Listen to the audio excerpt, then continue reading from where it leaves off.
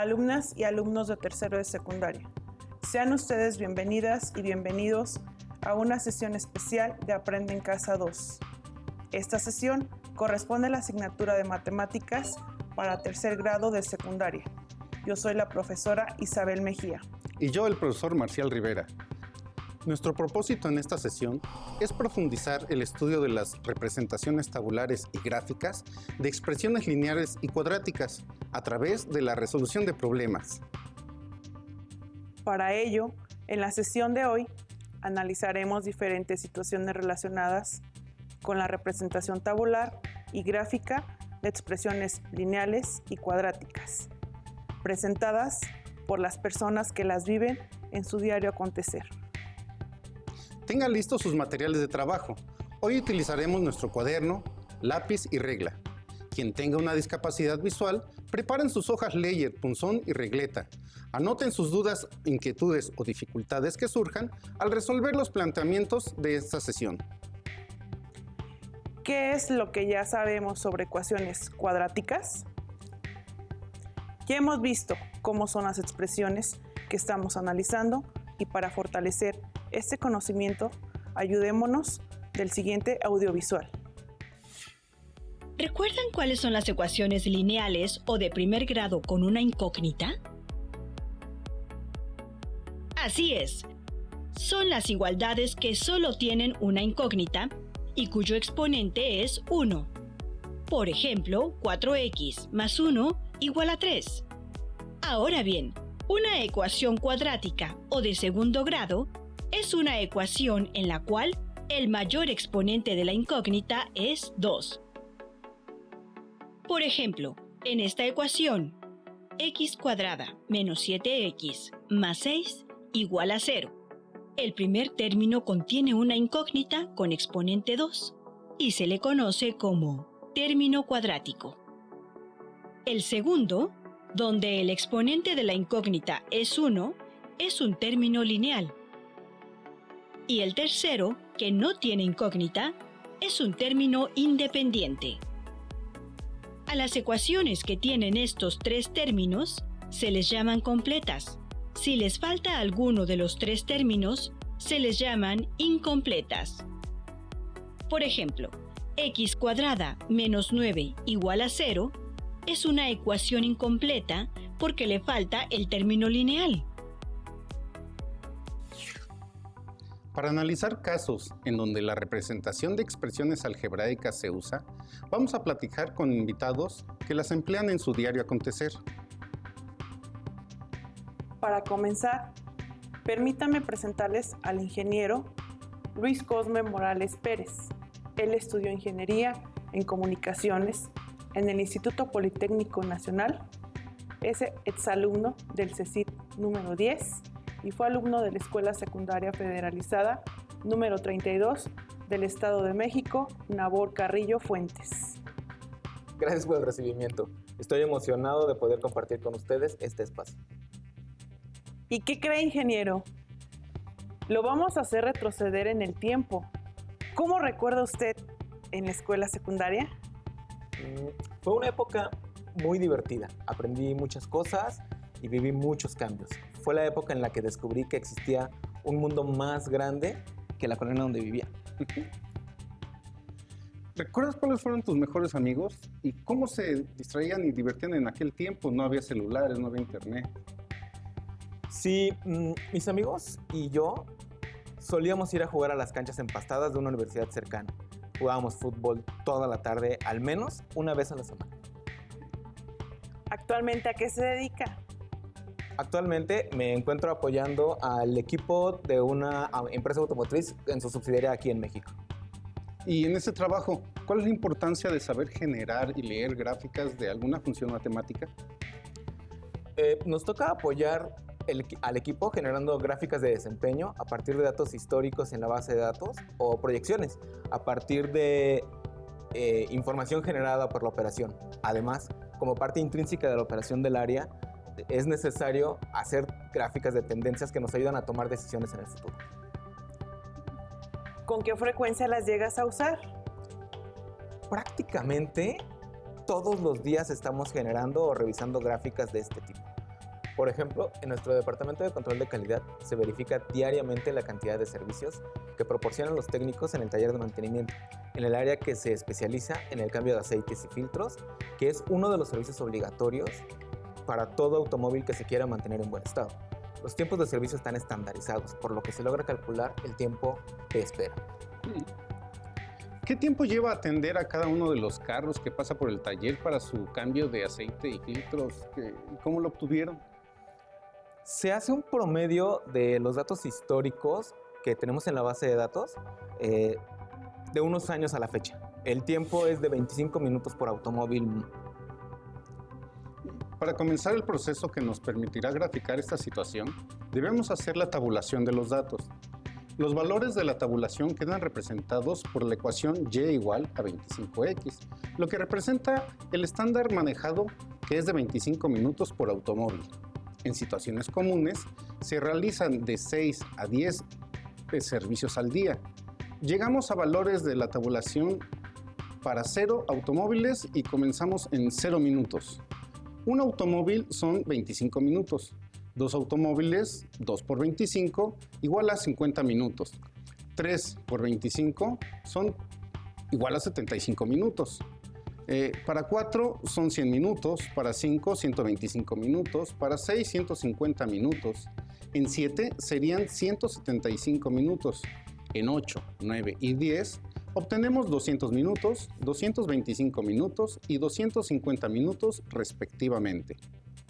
La cantidad de coches la representamos en el eje de las abscisas. Esta cambia dependiendo de la temporada del año. El tiempo lo representamos en el eje de las ordenadas en una escala de minutos. Para graficarlo, tomamos las parejas de puntos X, Y y las ubicamos en el plano cartesiano. En la coordenada 0, 0, marcamos el primer punto, que coincide con el origen. Para el siguiente punto, nos desplazamos 1 en las abscisas y 25 en las ordenadas. El siguiente es 2,50 y nos desplazamos 2 en las abscisas y 50 en las ordenadas. Le sigue el 3,75 y terminamos el resto de los puntos de la misma manera. 4,100, 5,125, 6,150, 7,175, 8,200, 9,225 y 10,250. De esta manera, representamos el tiempo que se lleva cada una de las estaciones de cambio de aceite según el manual de operaciones. Ahora platíquenos, ingeniero Cosme, ¿cómo se usa esta gráfica? La gráfica que obtuvimos corresponde a una situación idónea en la que todo es perfecto y nada falla. Después, el sistema de registro nos muestra el tiempo en cada uno de los servicios, en el orden en que se fueron realizando. Y estas dos gráficas se comparan para detectar problemas en la eficiencia del servicio. Se muestran en pantalla las dos gráficas que podemos observar. Solo en 2 servicios se obtuvieron retrasos en esas bahías de servicio y en ese día. Cuando se tienen datos históricos de un año completo, podemos hacer un análisis que nos permite mejorar el servicio y mantener un alto estándar de calidad. Por ejemplo, este análisis que acabamos de hacer con ambas gráficas ayudó a identificar que los servicios en los que se cambia el empaque de la tapa del aceite siempre retrasaban a los mecánicos, porque las refacciones se encontraban lejos del área de taller. Por consiguiente, cambiamos la ubicación y el registro de materiales, únicamente de esos empaques, y mejoramos la productividad en un 5% anual. ¿Conoce usted otra situación que nos permite usar una representación lineal para alguna situación? Claro, cuando trabajé en el área de telefonía, me asignaron la planeación de un centro de llamadas telefónicas para la contratación del soporte al cliente de la empresa. Se enfocaron en tener el espacio físico, el centro de llamadas, pero no en la infraestructura de teléfonos, diademas y personal. Como apenas comenzaba la empresa, tenía únicamente 4 teléfonos, lo que permitía un volumen de 200 llamadas al día. Al hacer la proyección a futuro, utilicé la gráfica lineal para mostrar cómo debían crecer dependiendo de sus necesidades. Esta proyección se encuentra en la siguiente gráfica. En esta gráfica podemos identificar los requerimientos de llamadas en el eje de las ordenadas y la cantidad de equipos que necesitamos para cubrir con la demanda en el eje de las abscisas. Y la tabulación quedaría de la siguiente manera. Para 200 llamadas se ocupan 4 teléfonos. Para 300 se necesitan 6 teléfonos. Para 400 se ocupan 8 teléfonos. Con 10 teléfonos cubrimos 500 llamadas. Con 12 teléfonos cubrimos 600 llamadas. Y para 1000 llamadas diarias se ocupan 20 teléfonos. Esta es una manera más en la que una gráfica lineal nos ayuda a tomar las decisiones pertinentes, en este caso, para el uso de los recursos de la empresa. En efecto, esa empresa subió muy rápido su volumen de llamadas, pero ya sabían cómo incrementar su infraestructura y poder cumplir con el trabajo. Excelente, ingeniero. Mil gracias por compartir las experiencias en su trabajo, en las que se hace uso de gráficas de relaciones lineales y las cuales estamos estudiando con las alumnas y los alumnos de tercero de secundaria. Gracias. Agradecemos a nuestro invitado, el ingeniero Luis Cosme Morales Pérez, por su participación en esta sesión. Ahora, para estudiar aquellas relaciones que presentan un comportamiento cuadrático, tenemos el gusto de contar con la maestra en Ciencias en Ingeniería de Telecomunicación, Adriela Sol Morales Ramírez. Ella ha trabajado en empresas de la rama de las telecomunicaciones para empresas de telefonía y en la industria automotriz, entre otros sectores. Actualmente se desempeña como profesora a nivel superior en el área de Físico-Matemáticas del Instituto Politécnico Nacional. Bienvenida, profesora. Tomemos asiento. Gracias por la invitación, profesores. Y díganme, ¿cómo puedo contribuir al tema? Antes de entrar en materia, me gustaría que le platique a nuestra audiencia en qué secundaria estudió usted. Soy exalumna de la secundaria 160 en Cuautepec, en la Ciudad de México. Platíquenos, maestra. ¿Cómo se recuerda usted en la secundaria? Me recuerdo muy sociable, me encantaba convivir en grupo, pero a pesar de eso siempre fui muy introvertida. Qué bonito recuerdo de su adolescencia. En la actualidad, usted es maestra. ¿Qué es lo que más le gusta de su trabajo? Me gusta ese brillo en los ojos de mis alumnos cuando entienden lo que estamos estudiando.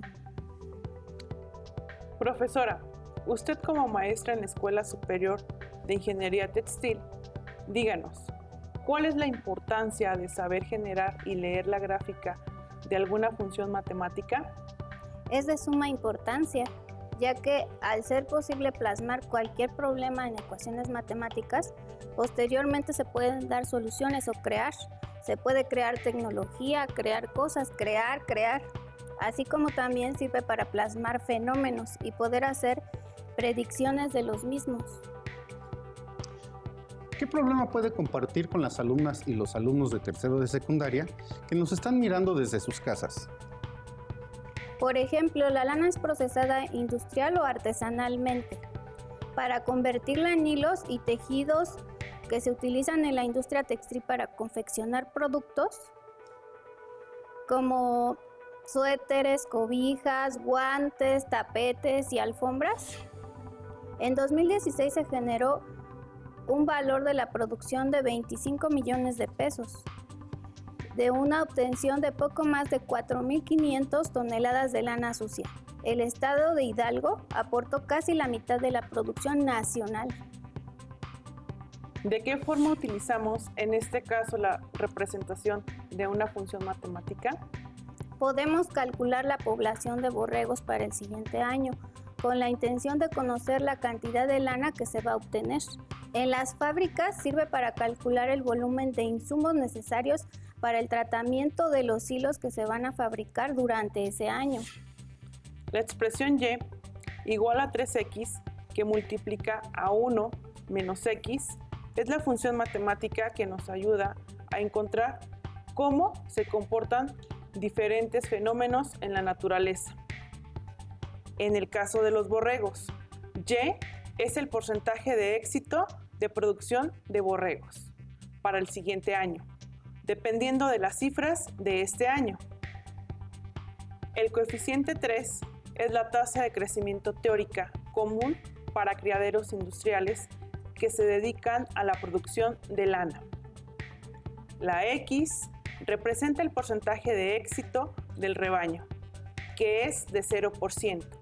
Si no hubo nacimientos este año, hasta 100% cuando se obtuvo el triple de la población de borregos.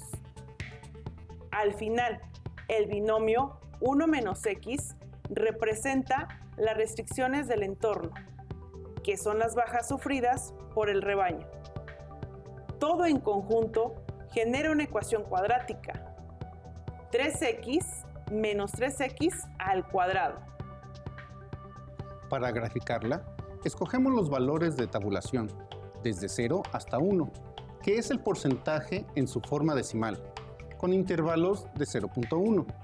Entonces, los valores de x son 0.1, 0.2, 0.3, 0.4, 0.5, 0.6, 0.7, 0.8, 0.9 y 1. Y en y, los valores son, en x igual a 0, y vale 0. En x igual a 0.1, y vale 0.27. En x igual a 0.2, y vale 0.48. En x igual a 0.3, y vale 0.63. En x igual a 0.4, y vale 0.72. En x igual a 0.5, y vale 0.75. En x igual a 0.6, y vale 0.72. En x igual a 0.7, y vale 0.63. En x igual a 0.8, y vale 0.48.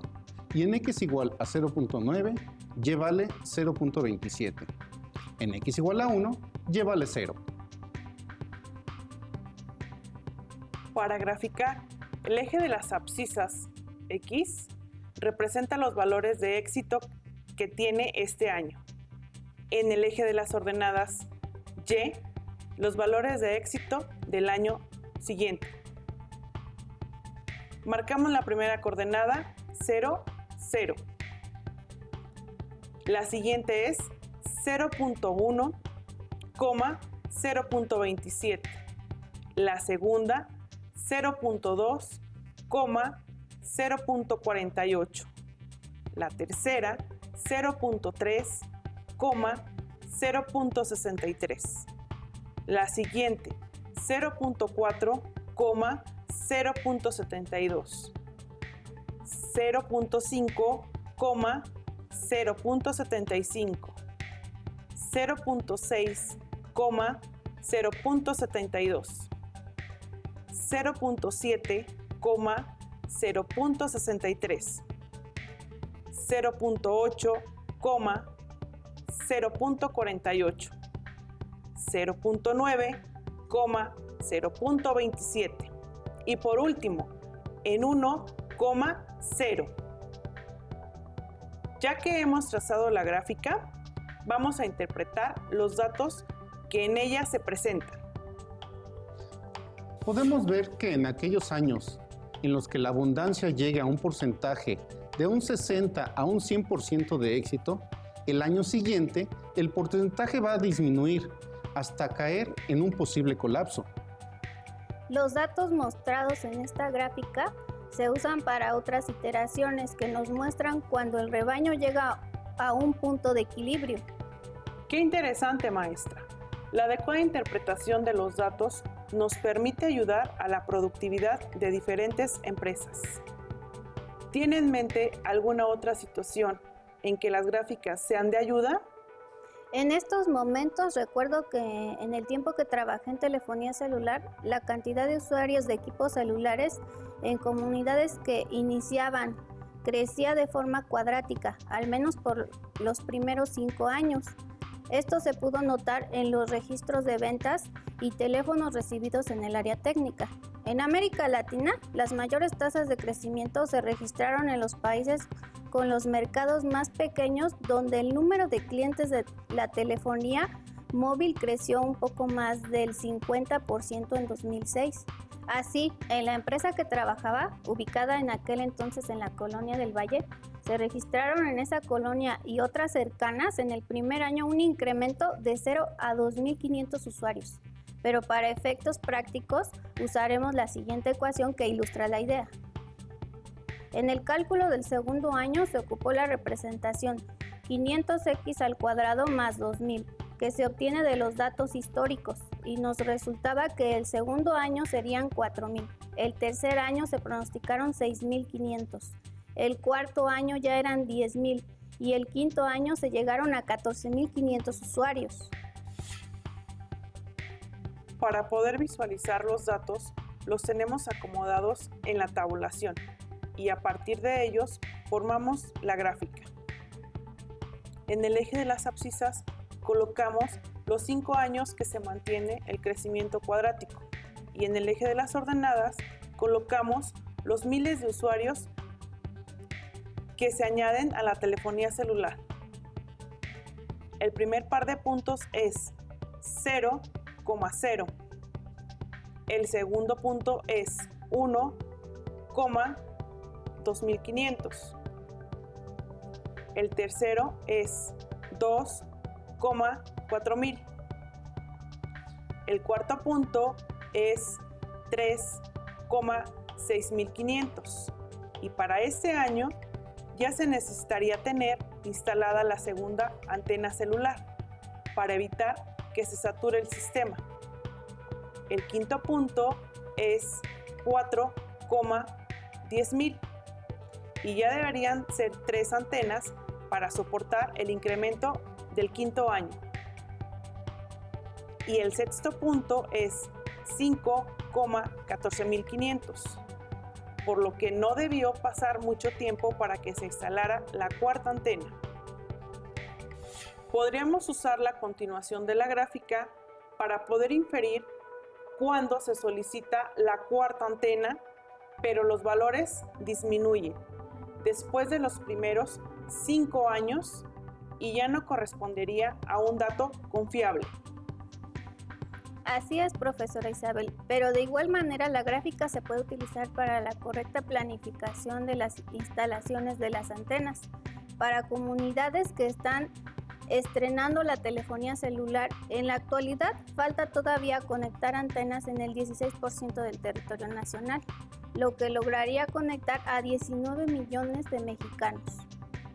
Agradecemos mucho a la maestra Adriela Sol por compartir con nosotros estas situaciones que se le presentaron con relaciones cuadráticas para apoyar en el estudio de este tema y a las alumnas y los alumnos de tercero de secundaria.